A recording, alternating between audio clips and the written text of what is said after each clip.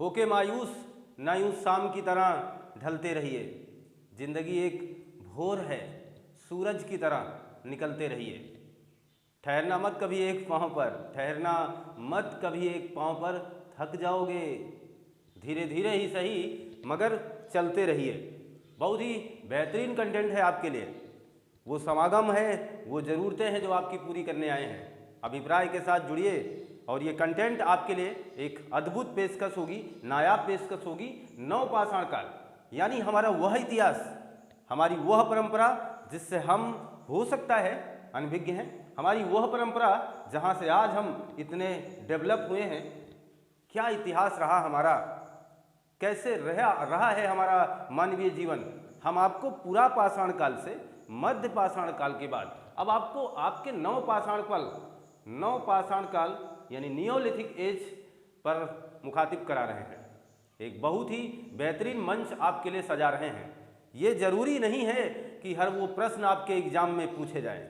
जरूरी यह है कि इन लम्हों से आप कितने मुखातिब रहे हैं। जरूरी यह है कि आप किसी यादों को कितना सजो सकते हैं।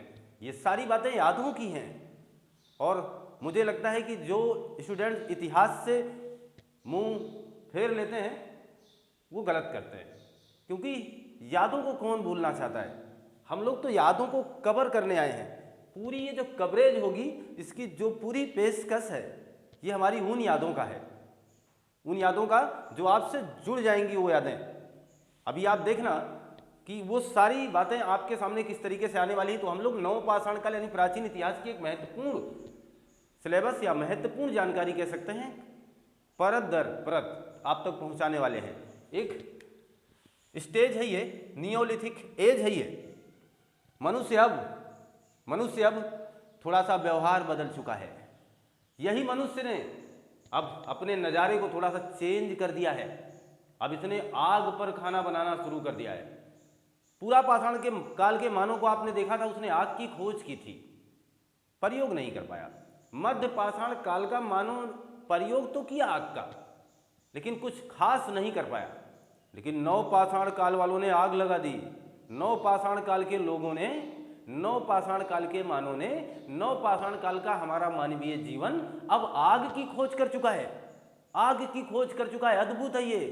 अब वो आग पर खाना बनाएगा, अब वो मछली को पका कर खाएगा। अब तक वो कच्चा मांस खाने वाला अब मछली पकाएगा और अपने टेस्ट के अनुसार जो कुछ भी, मसाले का तो कोई बहुत प्रयोग यहाँ दिखाई नहीं दिया है, लेकिन जैसा भी रहा है जीवन, अब पका पकाया खाना सामने आ चुका है। इसका मतलब हुआ हमारा मानवीय जीवन अब डेवलप हो रहा है। इसके ठीक पहले की जो भी बातें थी, ना उनके पास परिधान था, न वस्त्र थे, वो नंगे इधर उधर घूम रहे थे, और ना ही उसके पहले उनके पास पर्याप्त खाने के संसाधन रहे होंगे। और वो सारी चीज़ें, वो बहुत ऐसे लोग थे जो काफ़ी अच्छे थे। एक वो भी था ज़माना, एक यह भी है ज़माना। वहाँ था, खाते थे रूखी सोखी, लेकिन सोते थे नींद गहरी। रातें भरी भरी थी, आबाद थी दोपहरी। वो बिल्कुल अलग था। ना वहाँ मन में कपट था, ना वहाँ दिल में कपट था। आज का मानव देखना, सब कुछ है लेकिन सुकून नहीं है। और अब वो चीज़ें, तो इतिहास एक लगाव है, इतिहास एक जीवन है। अब यहाँ समझें, हमने कहा मनुष्य क्या हुआ। सबसे पहला काम मैंने किया है यहाँ पे, ये आपसे बोला कि प्रकृति ने परिवर्तन किया, प्रकृति ने परिवर्तन किया और मानव ने प्रकृति पर निर्भरता छोड़ दी। मानव ने प्रकृति पर निर्भरता छोड़ दी। छोड़ दी का मतलब क्या, कि अब मैं, सीधी सीधी बात, अब मैं आपसे लड़ने के लिए सक्षम हूँ। ठंड लगेगी तो आग जला लेंगे। अब मैं प्रकृति से डरने वाली वो भयावह स्थिति को त्यागने वाला हूँ। अब मैं अपने लिए घर बनाने वाला हूँ। अद्भुत है। अभी तक तो ये घर ही नहीं बना रहे थे, वो छप्पर वगैरह यही सब सजा रहे थे, लेकिन अब ये घर बनाएंगे। और वो घर कैसा होगा, आयताकार होगा। और इनका घर कैसा होगा, मिट्टी का। याद करो दिन, याद करिए वो पुरानी बातों को, आप याद कर लीजिए। बहुत सी ऐसी मूवियों को, जिसको आपने देखा होगा, अगर मान लें कि आपको नहीं पता है पुराना जीवन, तो मूवी आप देखिए नदिया के पार। वहाँ देखिए उस मूवी में पूरे तरीके से उन घरों को दिखाया गया है जो मेरे बचपन का रहा है। मेरे भी आसपास के जो घर थे, ज़्यादातर घर वो मिट्टी के ही थे, बिल्कुल आयताकार थे। इसका मतलब ये बहुत पुरानी बात है। ये जो नवपाषाण काल की मैं बात कर रहा हूँ, इसके पीरियड को बहुत जगह बहुत से प्रकार से दर्शाया गया है। 6000 से लगा करके 3000 BC तक के आसपास की बात की जाती है, ईसा पूर्व की बात की जाती है, और कहीं कहीं से 2000 तक भी दर्शा दिया गया है। बहरहाल इस बहुत ही इस एज से कैलकुलेशन ना करने की ज़रूरत है, केवल हम लोग समझ सकते हैं वैकल्पिक व्यवस्था के अनुसार। तो हमने देखा कि हम लोग अब डेवलप हो रहे हैं, प्रकृति ने परिवर्तन करना शुरू किया है, प्रकृति भी थोड़ी सी अपने रूप को चेंज कर रही है, और इस अभिप्राय का फायदा मनुष्य उठा रहा है। पहले मनुष्य अफ्रीका में आया, ये बात आपको पता है। अफ्रीका महाद्वीप को हमारे मनुष्य का या मानवीय जीवन का पालना कहा जाता है। लेकिन सभ्यता कहाँ से आई? तो मानवीय जीवन के सभ्यता का पालना अगर बात आती है तो हमारे भारत को कहा जाता है या एशिया महाद्वीप को कहा जाता है। ऐसा क्यों? ऐसा इसलिए क्योंकि जब अफ्रीका महाद्वीप में ये मानवीय जीवन रह रहा था, उस समय की बातें, उस समय वहाँ आपस में कहने को मारपीट होगी, झगड़ा हो गया लोगों में। अब खूब चले लाठी डंडे, खूब चले, तो भागना पड़ेगा ना। तो जो हारेगा वो भागेगा। कुछ लोग भगे, समुदाय में भगे, इसका मतलब समुदाय का जन्म हुआ। इतिहास को समझ जाइए, भूलेगा नहीं। ये मान के चले मध्य पाषाण काल है।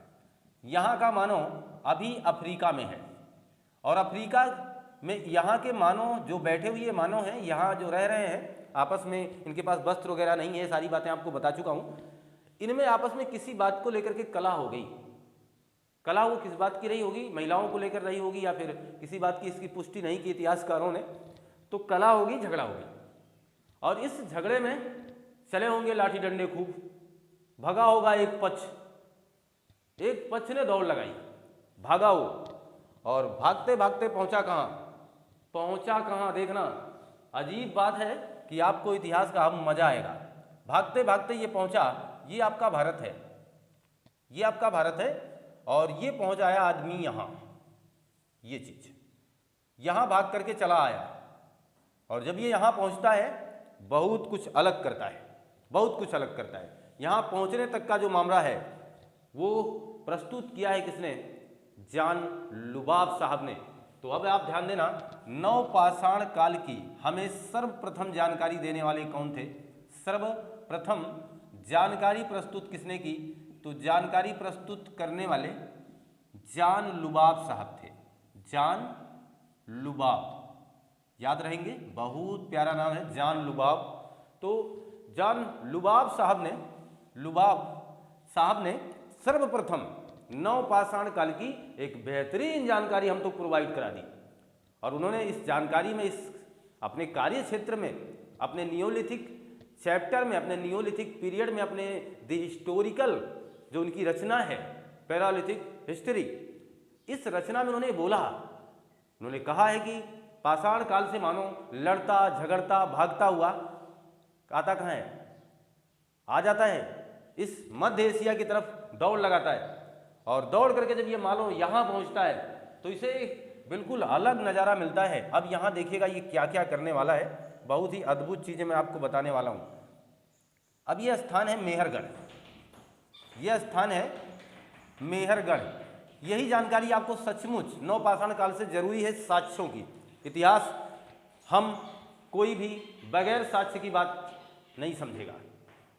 यहाँ तक कि आप किसी भी बात को तौलते ही रहते होगे, आप हमसे कितना करते हैं डांट, तो आप उसको भी एहसास करने के लिए बार बार पूछते रहते होंगे कितना है। उसको आप उन चीज़ों को भी तौलते हैं जिनको तौला ही नहीं जा सकता। लीजिए, ये जो पेशकश है इसको बहुत मनोवेग से सुनने का प्रयास कीजिए, मजा आएगा आपको। तो जानकारी जॉन लुबाब साहब ने दी, प्रकृति ने परिवर्तन किया है, हम लोगों ने निर्भरता छोड़ दी है। अब हम लोग मध्य पाषाण से दौड़ लगाते हुए नवपाषाण की तरफ भगे हैं, और यहाँ पहुँच करके हम मध्य एशिया की तरफ, या ये कह सकते हैं अपने एशिया में आ गए हैं। अपने भारत के जस्ट बगल अपना पूरा तहखाना सजा रहे हैं, और वो मेहरगढ़ होगा। मेहरगढ़ पहुँचे हैं, और यहाँ मेहरगढ़ में हमने देखा कि हमारे पास एक नदी बह रही है, उस नदी का नाम है बेलन नदी। यानी मनुष्य पहली बार जंगलों से बाहर आया है, यानी मनुष्य पहली बार अद्भुत है, ऐसे सभ्यताओं की तरफ भगा है जहाँ पर मैदान होंगे। नदी के आसपास आप देखिए मैदानी हिस्से होते हैं, तो मनुष्य ने यहाँ, जब आप यहाँ आकर के देखा अपने आप को वहाँ से भागने के बाद, तो इसे लगा होगा चलो यार अच्छा ही किया, हम लोग अच्छी जगह आ गए। हम तो अब तक अफ्रीका महाद्वीप के घने जंगलों में अपना जीवन व्यतीत कर रहे थे, अब अच्छा है, अब थोड़ा सा ठीक ठाक महसूस कर रहा होगा। अच्छा क्लियर है, कोई बात नहीं, आप बेलन नदी पहुँचा दो इन्हें। और यही जो मेहरगढ़ है, इसके खोजकर्ता का भी नाम याद कर लो और बड़े आराम से याद हो जाएंगे, फ्रांसोया। फ्रांसोया कहाँ के थे? फ्रांस के ही थे। अच्छी बात है, ये इसके खोज करता है।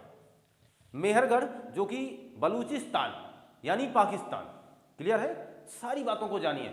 मेहरगढ़ यानी बलूचिस्तान, बलूचिस्तान यानी यह हिस्सा पड़ेगा आपका कहाँ? तत्कालिक पाकिस्तान। जब पाकिस्तान हमारा था, जब पाकिस्तान हम में था तो वो हमारा ही था, तो हम भारत ही बोलेंगे उसे, लेकिन तत्कालिक यानी आज के समय में यही बलूचिस्तान अब पाकिस्तान है, यही मेहरगढ़ अब पाकिस्तान है। परंतु ये जब की बात है, ये जब की पेशकश है, जबकि ये बहुत ही अद्भुत जानकारी जो है जबकि है वो अलग है। तो बलूचिस्तान, बेलन नदी, मेहरगढ़, ये सारी बातों का सिलसिला समझ पा रहे हैं। हमें मतलब है मेहरगढ़ से, हमने बताया मेहरगढ़ कहाँ है? बलूचिस्तान, बेलन नदी यहाँ बह रही है, चलो ठीक है। इस बेलन नदी के आसपास जब मानो ठहर गया तो इसे यहाँ तमाम चीज़ें मिल गई। इसने आसपास के घास फूस को उठाकर खाया, खाता रहा, बड़ा टेस्ट आया। और वो टेस्ट किसका था? गाजर का। और जब इसे गाजर मिला होगा, ये कल्पना है, जब इसे गाजर मिली और इसे मीठा लगा तो इसे पता चल गया इस बात का कि हम लोग कुछ ना कुछ नीचे उगा सकते हैं, कुछ ना कुछ हम यहाँ खेती कर सकते हैं। इस उद्देश्य से इसने यहाँ पर खेती करना शुरू कर दिया। तो मेहरगढ़ में सबसे पहले किसका साक्ष्य मिल रहा है? खेती का, कृषि की। कभी भी पूछा जाए मनुष्य ने खेती कब प्रारंभ की, तो उत्तर आपका होना चाहिए नवपाषाण काल। तो इसलिए इतिहास को समझने की बहुत ही आवश्यकता है। कृषि प्रारंभ हुआ, खेती शुरू की। सबसे पहले किसकी खेती होगी? तो जौ की, गेहूं की। अद्भुत तो ये लगा हमें कि जब इन्होंने कपास की खेती कर दी। अद्भुत और लगेगा आपके बचपन का यहाँ का जामुन आपको मिल जाएगा, अद्भुत लगेगा, है ना। जो आप बचपन में जामुन खाते थे, ये लोग भी खाए हैं यार, ये लोग भी जामुन वगैरह प्रयोग में लाए हैं। तो कृषि प्रारंभ करके अपने जीवन को सजा रहे हैं, गेहूं और जौ तथा कपास उगा रहे हैं, है ना। तो ये जो इनका काम चल रहा है, इनका जो सिलसिलेवार ये जो परिवर्तन हो रहा है हम मनुष्यों में, देखने में बिल्कुल आनंददायक लग रहा है। ये तो अब हम कर रहे हैं ना, गेहूं जौ ये कपास वगैरह जामुन वगैरह खूब खाए हम लोग, तो अब ये तो अब हम कर रहे हैं, यानी क्योंकि हम लोग डेवलप हैं। हो सकता है आने वाली सभ्यता और भी ज़्यादा डेवलप हो, लेकिन ये जो काम है देखना कितना अद्भुत लग रहा है आपको। अब कृषि हो गई, पैदावार बढ़ेगी कि नहीं बढ़ेगी ये तो राम जाने, लेकिन बढ़ गई। मेहनत करने वालों की कभी हार नहीं होती, तो मेहनत कर रही है और अपने लिए काम कर रहे हैं। बहुत चले हम दूसरे जमाने के लिए, अब खुद के लिए चलेंगे, ये मनुष्य मेहरगढ़ वाले बोल रहे हैं। तो ये अपना काम करना शुरू किए, उत्पादन बढ़ा, अधिशेष होने लगा। ध्यान से सुनिएगा, पॉइंट वाइज सुनिएगा, एक भी प्रश्न गलत मत करिएगा। अधिशेष का मतलब जब आवश्यकता से ज़्यादा उत्पादन हो जाए तो अधिशेष होगा। अधिशेष होने लगा, यानी ये पूरी कहानी मैं आपके सामने एक पिक्चर सा बनाऊंगा। यानी इन्होंने कृषि प्रारंभ की, अधिशेष हुआ, क्या हुआ? अधिशेष हुआ। अधिशेष होगा तो क्या बनाएंगे? अन्नागार बनाएंगे। अन्नागार किसे कहेंगे? जैसे कोई पात्र मैं बनाऊंगा, इसमें अपने अन्न को यानी इस गेहूं और जौ को इसमें रख लूँगा, इसलिए क्योंकि अब ये ज़्यादा हो गया है। और जब ये ज़्यादा हो जाएगा तो मैं लेन देन की प्रक्रिया पर आऊँगा, यानी इन्होंने लेन देन भी शुरू कर दिया। लेन देन, इसका मतलब हम कह सकते हैं विनिमय करना शुरू किया, तो एक प्रकार का व्यापार का जन्म हो गया। अब हम ये हम सोचे कि हम ही ने सब कुछ किया है, आपने सब कुछ नहीं किया, हमारे पूर्वज भी करते आए हैं। उन्होंने व्यापार को जन्म दे दिया, उन्होंने अन्नागार बना लिए, उन्होंने बर्तन बनाने शुरू कर दिए थे। देखिएगा, अब बर्तन तो आपको पहले भी मैं बता चुका हूँ, यहाँ मिट्टी का बर्तन बड़े पैमाने पे बना, तो बड़े पैमाने पर मिट्टी के बर्तन कहाँ बनाए जाने लगे? नवपाषाण काल में। अच्छा एक बात देखना, मिट्टी के प्लेट आ गए, मिट्टी की सुराही हुई, मिट्टी के गिलास हो गए। क्या आपने अपने बचपन में, सामान्य बचपन गुजारने वाले लोग, 1990 के दशक में जीने वाले लोग, 1980 के दशक को जानने वाले लोग, करीब से पहचानने वाले लोग बचे नहीं होंगे कि मिट्टी के बर्तन में पानी ना पिया हो। मिट्टी के कुल्हड़ में वो बचपन, जिसे कुल्हड़ बोलते थे, कुल्हड़ में वो बचपन जिसमें खीर चखी ना हो। गिनती की जाती थी कितने कुल्हड़ वो पिए गए, लेकिन वाकई में वो जीवन क्या था। और वो जीवन आज भी देखना कितना जोड़ के मैं बता रहा हूँ। मिट्टी के बर्तन बड़े पैमाने में बनाए, समझ में आने लगा, सारी बातें ये जानने लगे। इन्होंने क्या किया, अब ये सारा काम कर रहे हैं, लेकिन अभी बहुत कुछ चीज करना शेष है। ये वहां रह रहे हैं, घास फूस की एक छप्पर बना रखे हैं। देखिए, तो घास फूस की क्या बना रखा है इन्होंने, छप्पर बना रखा है। ये तो मामला मध्य पाषाण काल वालों के भी पास था। मध्य पाषाण काल के लोग भी घास फूस का छप्पर बनाते थे। तो यहाँ क्या खास हुआ, खास ये हुआ कि ये घास फूस का छप्पर बनाकर रह रहे थे, अचानक एक हाथी आती है, सब कुछ गिरा देती है। एक कहानी सोचना बस, हाथी ने सब कुछ गिरा दिया। चलिए ठीक है, मनुष्य ने फिर से इसे सजा लिया। एक शेर आया, बच्चे दौड़ लगाते हुए घर में चले गए। किसी तरीके से पिता ने तीर कमान औजार तमाम शस्त्रों से अपने बच्चे को बचा लिया। चलिए ठीक, यह भी ठीक लगा, लेकिन उसके मस्तिष्क में भावना आ गई कि मैं जब शिकार करने जाऊंगा तब क्या होगा। अब तो इस समय बहुत कुछ बदल रहा है, और जब मैं शिकार करने निकल जाऊंगा तो फिर मेरे बच्चों को कौन बचाएगा। ऐसा सोचने के बाद उसने मिट्टी का घर बना दिया। देखिएगा, अन्नागार, लेन देन, मिट्टी का बर्तन, ये सारा मामला आप देखो। आयताकार घर किसका, मिट्टी का। ये चीजें, मांस खाते खाते थक गया होगा, काफी दिनों से मांस ही खा रहे हैं, हमारे पूर्वज भी खा रहे हैं, ये मान के चल रहे हैं, और आज भी लोग खाते हैं। लेकिन थोड़ा सा डेवलप हुआ इंसान, और इसने अब क्या किया, भैंस पाला। भैंस पालन ब्रैकेट में आप लिख सकते हैं पशुपालन बृहद स्तर पर, यानी जो पूरा पाषाण काल है, मध्य पाषाण काल है, उससे कहीं ज्यादा बेहतर पशुपालन। पूरा पाषाण काल में तो कहीं साक्ष्य नहीं है। मध्य पाषाण काल में पशुओं को पालना शुरू किया जा चुका है, भेड़ बकरी पलने लगे थे। और यहाँ पर देखिए, मनुष्य ने सबसे पहले, जिंदगी में सबसे पहले, पूरे जीवन काल में सबसे पहले भैंस का पालन कब किया है, नवपाषाण काल में। स्टार प्रश्न साझा कर रहा हूँ, ये इतिहास है, इसे प्रेम से ले जाइए और आनंददायक मजा उठाइए इसके साथ। देखिए, तो भैंस पालन हो गया, और हम आपको बता दें कि यहाँ पर गेहूं बहुत ज्यादा होने लगा। अभी हमने कहा अधिशेष हुआ, गेहूं ज्यादा हुआ, इसीलिए इस मेहरगढ़ को आज भी रोटी का टोकरी कहा जाता है। रोटी का टोकरी कहा जाता है, आज भी कहा जाएगा, है ना। और यही मेहरगढ़ में आपको ये साक्ष्य मिला है कि इन्होंने तांबे को गलाया है। तांबा गलाने का साक्ष्य मिला, यानी भट्ठी मिली। इसका मतलब ये बहुत कुछ जानकार बन गए थे, और इन्होंने आभूषण पहन रखे थे। अरे इसकी बात ना हो तो फिर कैसे, महिला तो रही होंगी, आभूषण की खास डिमांड है, तो उस आभूषण की वो जो मांग थी, ये वहाँ से पूरी कर रहे थे। कहाँ से, मेहरगढ़ से। महिलाएं आज भी, और आज भी क्या हो, तो हमेशा ही ऐसी रही हैं कि आभूषण से उन्हें सबसे ज़्यादा प्यार होता है, शायद उतना प्यार किसी से नहीं हो। तो आभूषण उस समय भी उन्हें काफ़ी आवश्यक था, बहुत ही ज़्यादा जरूरी था। तो आभूषण तो बने ही बने, तांबे के बना लिया इन्होंने, और बाकी पत्थरों के तो आभूषण खूब बने। और यहाँ पर मनका पहना इन्होंने, मनका, ध्यान देना, याद आया जब आप नन्हे, आपके बचपन का ये बात बता रहा हूँ, छोटे बच्चे वो जो 90-80 के दशक में रहे होंगे, उन्होंने अपने गले में वो मोतियों की माला, जिसे मोती कहते थे, वो मोतियों की माला पहनी होगी, उसे मनका बोला उन्होंने। तो ये चीज़ें करने लगे, हाथ वगैरह में मनका पहना जाता था। सारी बातें आपको समझ में आ रही होंगी, मैं जो बात कर रहा हूँ अब आपके सामने, इसको यहीं रोकता हूँ, आयताकार भवन वगैरह बना करके मैं छोड़ देता हूँ। देखना, हम लोग पुनः इसका एक थोड़ा सा रिकैप लेते हैं। प्रश्न कैसे पूछा जाएगा, मेहरगढ़ वालों से दिल लगा लीजिए, और आप इतिहास को अपने साथ समा लीजिए। मेहरगढ़ हमारी वह सभ्यता है, मेहरगढ़ हमारी वह सभ्यता है जिससे लगता है कि हमने जीना शुरू किया है। मेहरगढ़ को महसूस कीजिए। मेहरगढ़ वह इतिहास बना रहा है जहाँ से हमारे जीवन की सचमुच प्रारंभ यहाँ से दिख रहा है। इसने वस्त्र पहना हुआ है भाई, इसने अपने शरीर को ढकना शुरू कर दिया है।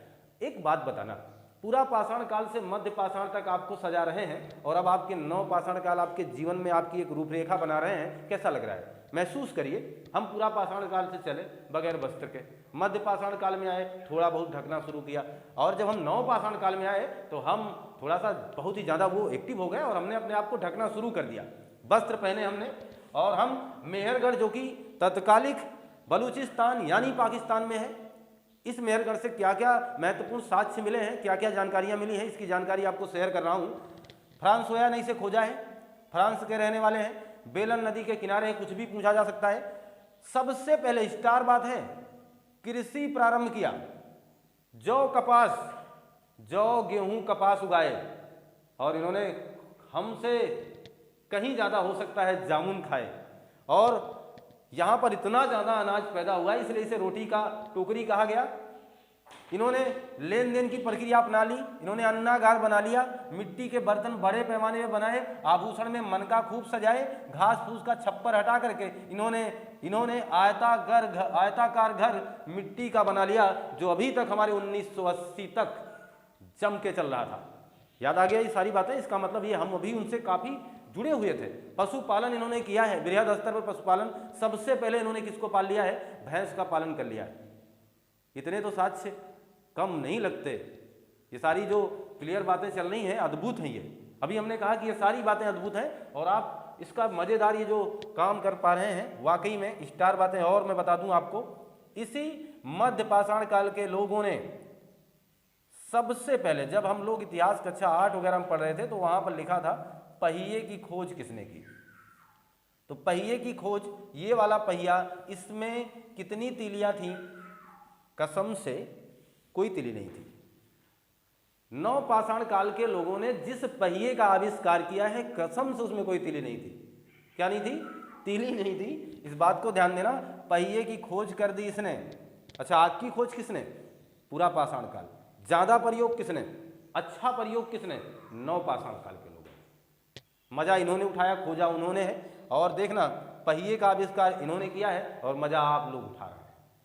उस समय ये पहिए का आविष्कार करने का सीधा उदाहरण है, आपको बिल्कुल स्पष्ट कर रहा है कि मैं इसलिए इसे बना रहा हूँ क्योंकि मुझे अन्न को एक स्थान से दूसरे स्थान पर ले जाना पड़ेगा।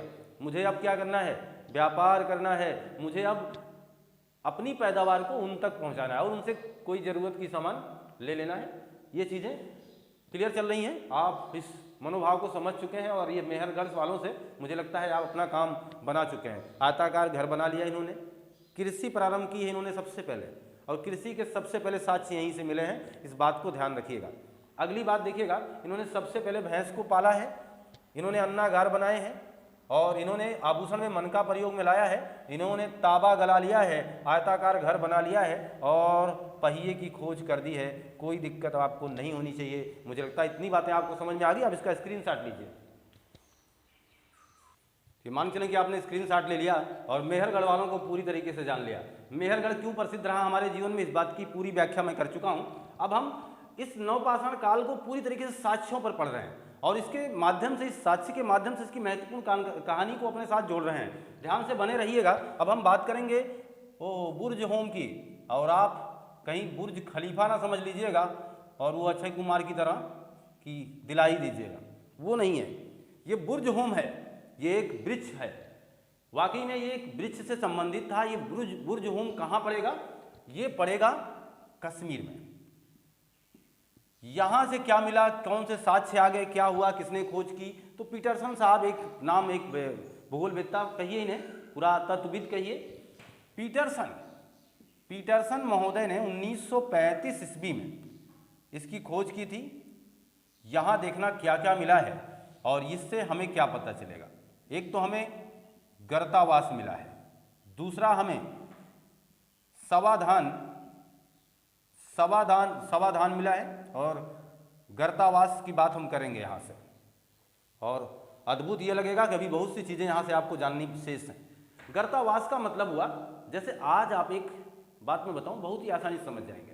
जैसे आप कहीं अंडरग्राउंड बनाते हैं ना, अंडरग्राउंड यानी वो नीचे वाला हिस्सा, उसे गर्तावास कहते हैं। गर्तावास का साक्ष्य मिला कि मनुष्य ने गड्ढा बना करके उसके अंदर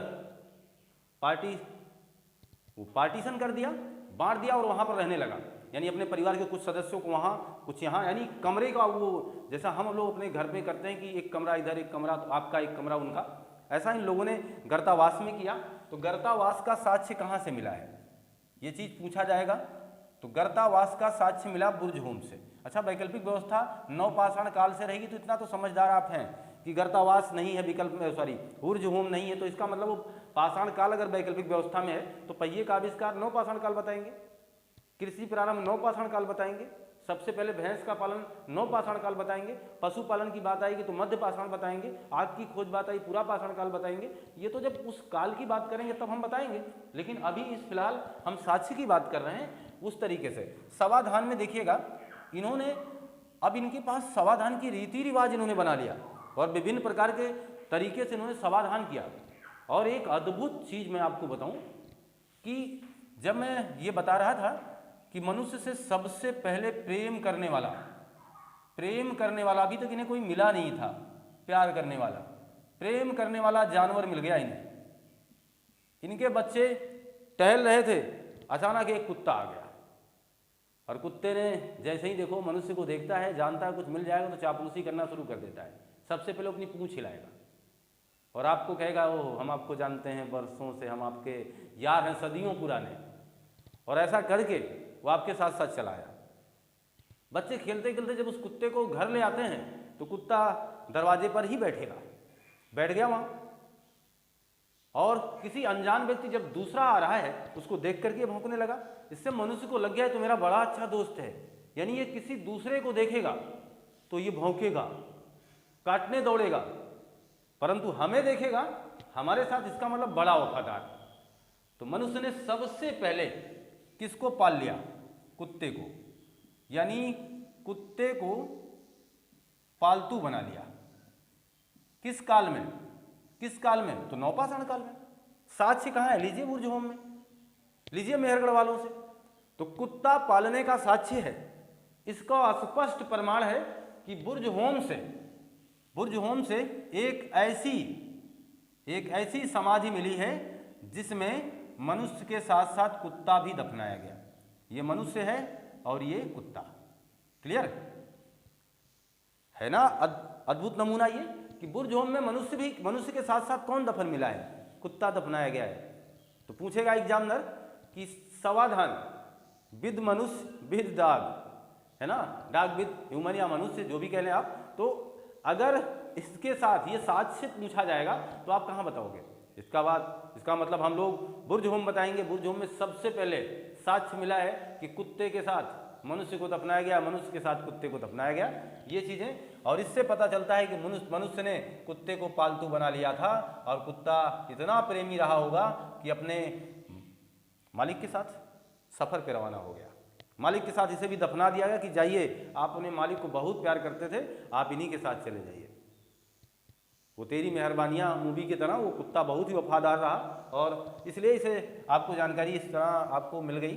अच्छा, एक बात बताना, आप मांस बहुत खाते हैं, कितने लोग मुर्गा बहुत खाते हैं, है ना? काफ़ी लोग इस मुर्गे का सेवन बहुत कर रहे हैं, बहुत कर भी रहे हैं। तमाम लोग इसको व्यापार बना चुके हैं। ऐसे पोल्ट्री फार्म आपके आसपास बहुत ही ज़्यादा मिलते रहे होंगे और उनसे काफ़ी मुनाफा भी कमाया जा रहा है। इसका मतलब खाने वालों की संख्या कम नहीं है, बढ़ रही है। खपत होनी चाहिए ना, तो खपत हो रही है। तो मुर्गा पालन का सबसे पहला प्रमाण कहाँ मिला है? क्या अभी कर रहे हो क्या? ये अभी ये लोग कर रहे हैं? नहीं, मुर्गा पालने का, तो मुर्गा पालन का सबसे पहला साक्ष्य मिला है नवपाषाण काल में। देखिए मैं जवाब उस तरीके से दे रहा हूँ, आप भी समझिएगा। मुर्गा पालन का सबसे पहला साक्ष्य कहाँ मिला? जब काल पूछेगा तो नवपाषाण काल, स्थान पूछेगा तो बुर्जहोम। कहाँ है? कश्मीर में। ठीक। और एक साक्ष्य देखना, सबसे पहला प्रमाण महिला शिकारी हो गई है। सबसे पहला प्रमाण कि महिला ने शिकार करना शुरू कर दिया है। शिकार तो कर ही रहे हैं, लेकिन कब से कर रहे हैं इसका मतलब देखिएगा। शिकार का मतलब अलग अलग अभिप्राय में होने का मतलब, अलग अलग तरीके से शिकार का मतलब ये नहीं कि आप किसी को मार ही दो। शिकार करना, कुछ हासिल करना, ये था। शिकार तो माँ सीता ने भी कर दिया था हिरण को देखकर। शिकार होता है, मिले ना मिले वो अलग बात है, देखिए, तो यहाँ की महिला शिकारी हो गई। महिला शिकारी होने का पहला प्रमाण कहाँ से मिला नवपाषाण काल में, कि महिलाओं ने भी शिकार करना शुरू कर दिया। अच्छा, जो पहले शिकार करते थे उसमें अब इससे ये सिद्धि होती है कि इसके पहले वाले जो मानव थे उनके साथ जो महिला रही होगी वो शिकार पर नहीं जाती थी या शिकार नहीं करती थी, लेकिन यहाँ की महिला शिकार कर रही है और ये शिकारी होने का साक्ष्य मिला है। जब तक साक्ष्य नहीं मिलेगा तब तक हम विश्वास नहीं करेंगे। हो सकता है मध्य पाषाण काल वालों ने किया, हो सकता है पूरा पाषाण काल वालों की महिलाओं ने भी शिकार किया हो, क्योंकि उन्हें भी तो भोजन की जरूरत रही होगी। उस समय तो उन्हें कुछ और आवश्यकता थी ही नहीं, अन्नागार वगैरह बनाने की जरूरत ही नहीं थी, वो कृषि जानते ही नहीं थे। वहां साक्ष्य ही नहीं मिला है, उस समय की कोई जानकारी हमें है ही नहीं, तो हम कैसे बता सकते? नहीं बता सकते। तो महिला क्या हो गई? शिकारी हो गई। क्लियर है ना? आप देखिए, तो ये बुर्ज से आप इतनी बातें आप जान सके हैं, नवपाषाण काल के लोगों ने क्या क्या काम कर लिया, और नवपाषाण काल के इस महत्वपूर्ण पार्ट को आप तक जोड़ने का देखिए सफल प्रयास रहा है। अब हम बात करते हैं एक और भी स्थान का, जिसका नाम है गुफ कराल। गुफ कराल ये आपके बचपन की याद दिला देगा, और आज भी है, ऐसा नहीं कि समाप्त हो गया है।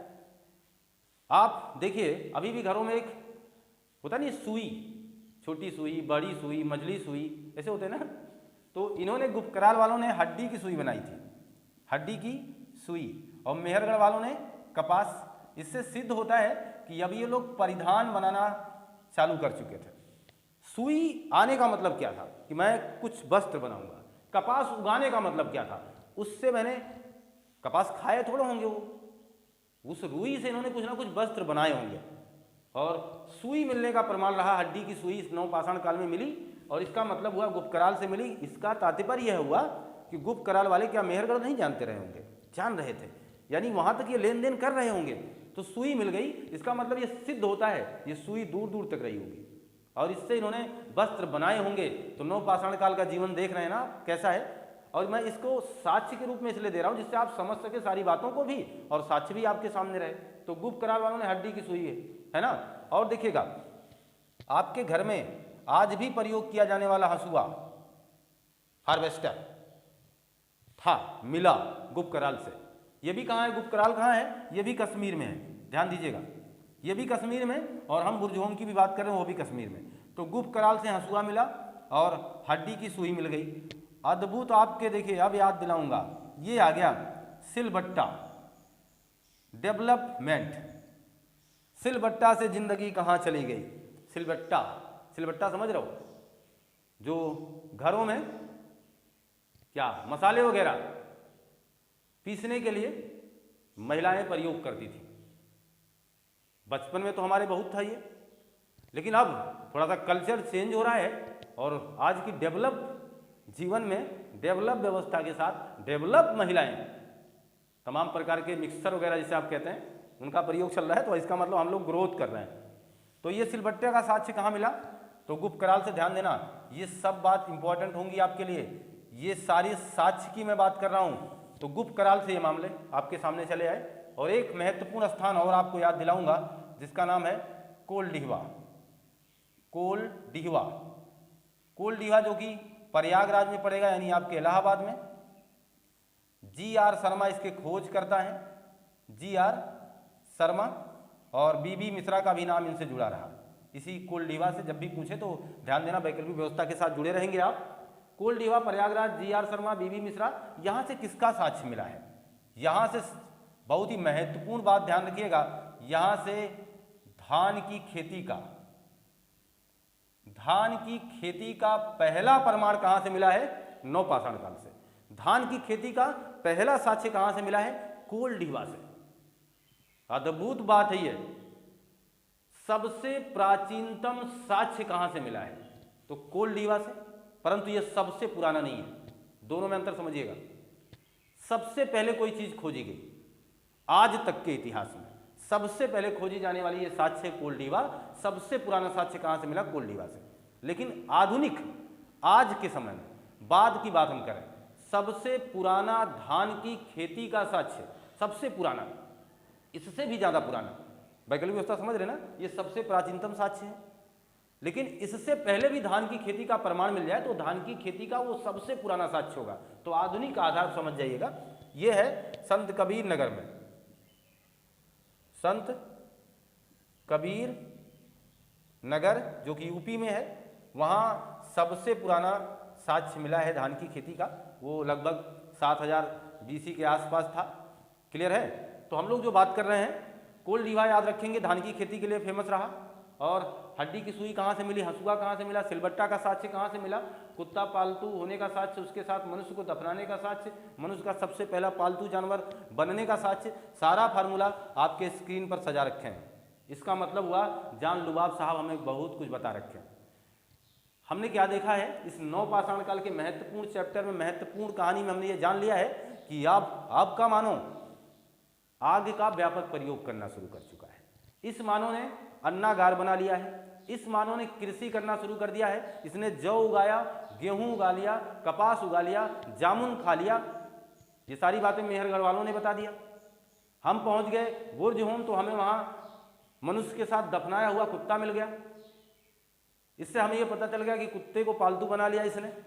अगली बात देखिएगा, नहीं तो फिर इतना कौन भाई है कि जो सफ़र करेगा मरते दम तक। यहाँ देखिए, इसने मुर्गा पालन किया, जो आज आप बहुतायत मात्रा में खा रहे हैं। महिला यहाँ शिकारी बन गई है। इसी नवपाषाण काल की तो बात कर रहे हैं। प्रकृति पर निर्भरता छोड़कर हम लोगों ने अन्नागार बना लिया है और अधिशेष यानी उत्पादन करना शुरू कर दिया है। आवश्यकता से ज़्यादा उत्पादन हुआ, जरूरी पड़ा, हमने पहिए का आविष्कार किया। जरूर समझ जाइएगा, तीली नहीं थी उसमें। सारी बातों को तो आपको बताने का प्रयास किया गया है। हर बातें आपके सामने शेयर कर चुका हूँ। कोल लीवा याद रखिएगा, आप बुर्ज होम याद रखिएगा, ये गुप्त कराल याद रखिएगा, सारी बातें मेहरगढ़ याद रखिएगा। नवपाषाण काल की समाप्ति करता हूँ। आशा करता हूँ ये कंटेंट आपको अच्छा लग रहा होगा और आप इसका स्क्रीनशॉट ले लीजिए। तो इस उद्देश्य, इस विश्वास के साथ ये कंटेंट आपको मैं प्रोवाइड करा चुका हूं और ये कंटेंट आपको बहुत ही बेहतर लगा होगा, मनमोहक कंटेंट रहा होगा। पूरा सुनने का प्रयास करिएगा, बेहतरीन ढंग से सुनने का प्रयास करिएगा और स्वस्थ रहिएगा, मस्त रहिएगा, खुशहाल रहिएगा। अच्छा लगे कंटेंट तो लाइक शेयर सब्सक्राइब करवाना मत भूलिएगा और ना ही खुद करना भूलिएगा। तो मिलते हैं हम आपसे नए कंटेंट में। आपका दिन शुभ हो। आपको बहुत बहुत धन्यवाद।